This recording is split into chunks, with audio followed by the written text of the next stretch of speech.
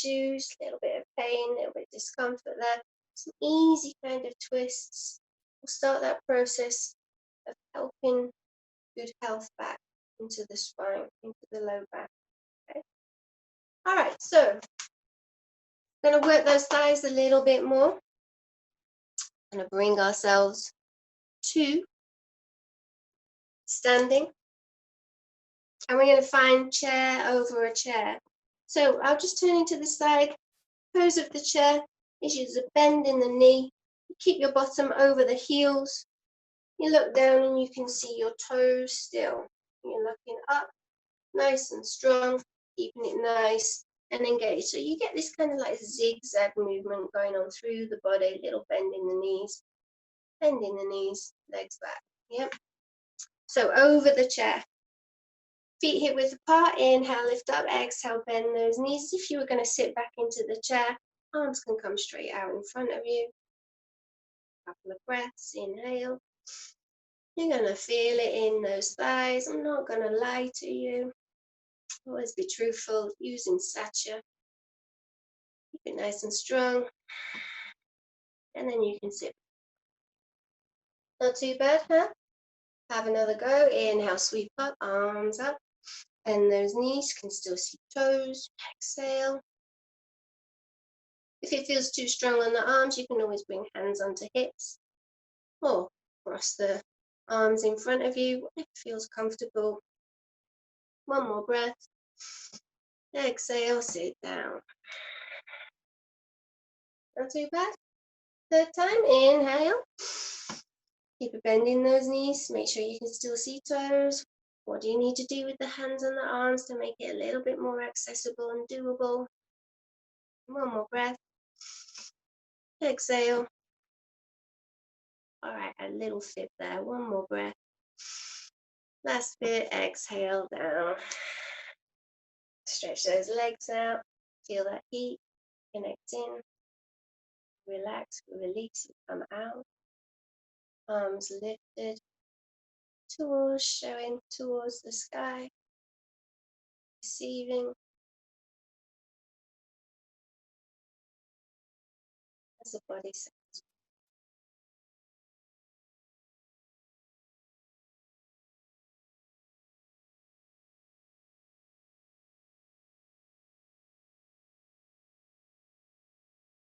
Did you get a little bit of pulsation of heartbeat there?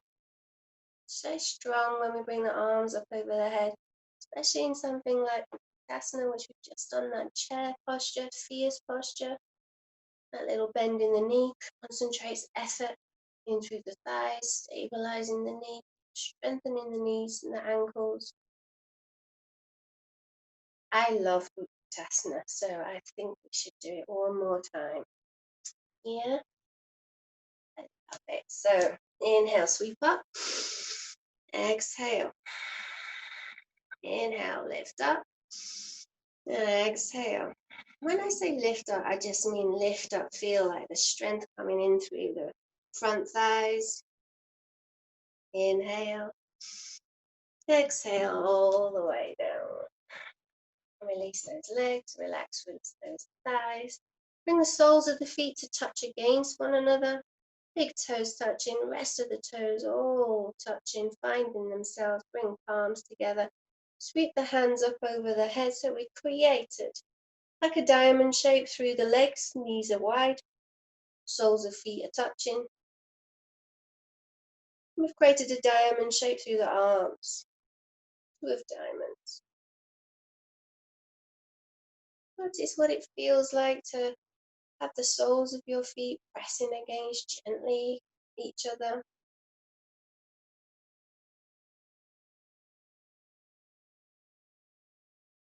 No slouching through the spine. Keep the sit bones active, pushing down, lengthening out through that spine.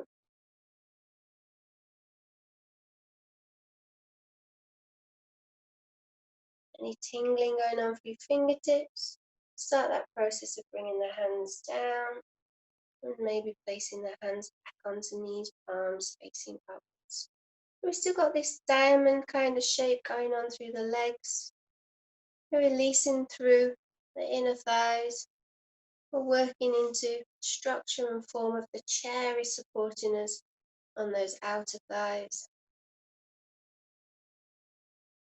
We're paying attention to the spine, to Sushumna channel. We have good form for Ida and Pingala to interweave all the way up Sushumna. And some say they travel all the way down the left and right channels and come out through the left and right nostrils. Some say they end at the creases of your lips.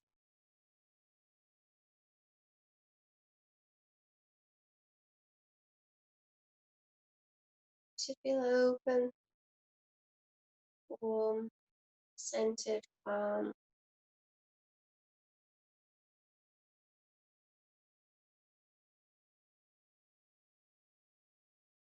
Okay, so from here, eyes are closed, just gently blink them open again. And do a pranayama, candle, like blowing out of candles. Not quite as strong as for birthday candles, but just imagine that you're gently trying to blow out a candle. So a nice big breath in, and then nice and slow, pursing the lips, allowing the breath out through the lips. Keep going, keep going, keep going. When you're ready to take your next breath, inhale. Fill up those lungs and exhale.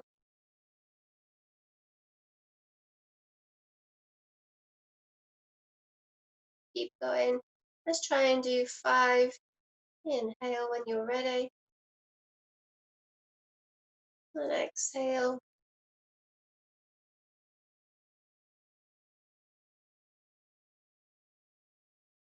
And again.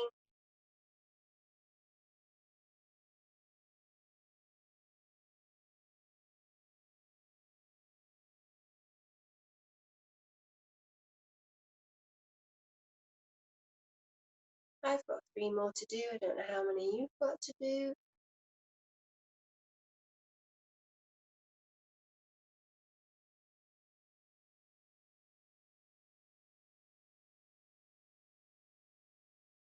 With each one, I can feel my whole body relaxing and releasing tensions, melting into my seat. But not so that I'm going against that strength through the spine. Last one for me.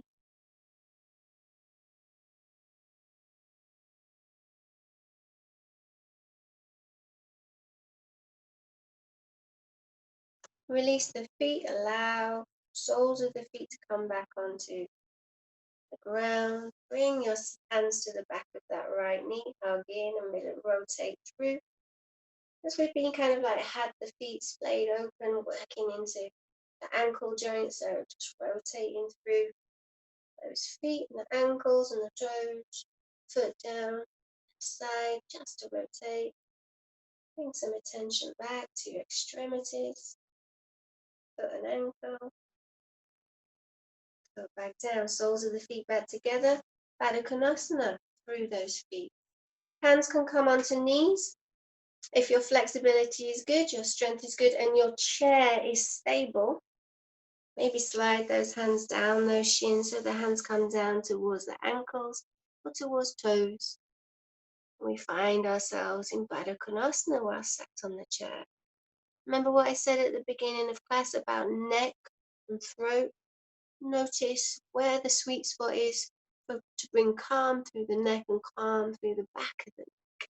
So it might be to just gently bring the chin a little closer towards chest, face looking down towards the feet. Just going to move my things that you can see about Baddha Konasana through towards the toes. You could widen your arms so they follow the lines of the shins and the calves and the lower legs.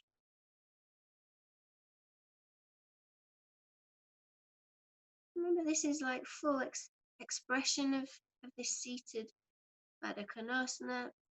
If for whatever reason you need to be more up there, or you'll find yourself hands still on there, or even resting your elbows on those knees, then that is where You are. That's perfectly fine. Rest the hands down.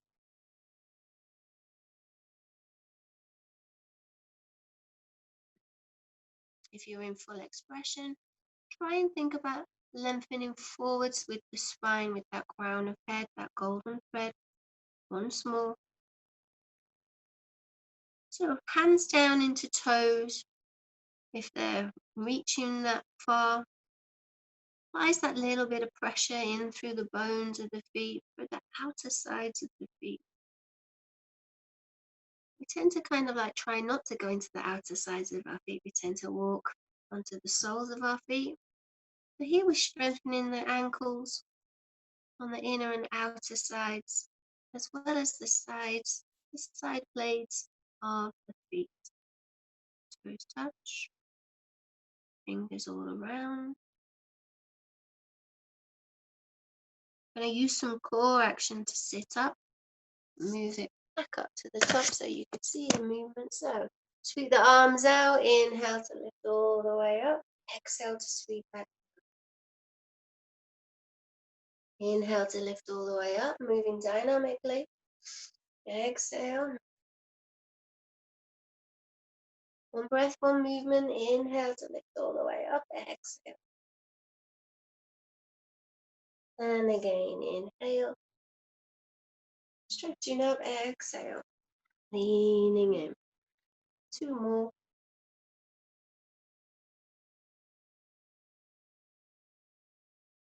Last one. And settling once more.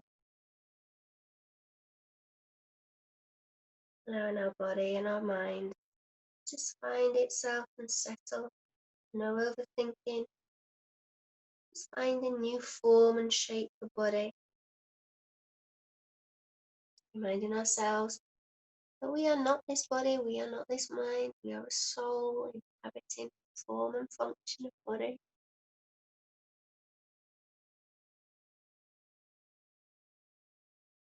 And our spirit is free and the body is not a cage.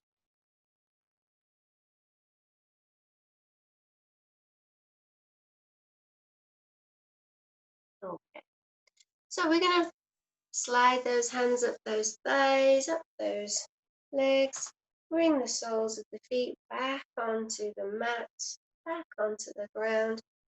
Hugging that right side, seated Apanasana. It's a lovely sounding pose name, isn't it? Apanasana. This is half Apanasana, Ardha Apanasana. So the beauty of yoga is it has these lovely sounding names. These shapes and forms that we shift into and out of. Feel good, sometimes better, sometimes a little bit of work. They also have function, so Apanasana, if you've got space, you could lead and lift both feet off the ground, hugging those thighs towards those ribs. Apanasana, Apanasana. Wind relieving posture. So good function for the body too. Shifting those digestive gases around the body. Okay, relax through shoulders, rotate through arms and shoulders. Okay, so remember that candle blowout? We did it quite slow. So continuing our pranayama, our breath work, to contain our thought process and to start that tracking inwards a little bit more. This time, candle blowout, we're blowing outwards, so we're freeing what no longer serves us. That breath that we've used up, we no longer require, comes out, mixing out with everything else in that atmosphere. So a little bit shorter this time. So before we did it quite slow and long, nice breath in, not too deep. And so very, very small in comparison to how we did it before. Breathe in, quite slow, but quite short, sharp, yeah? Breathe in and out. Breathe in and out. In and out. In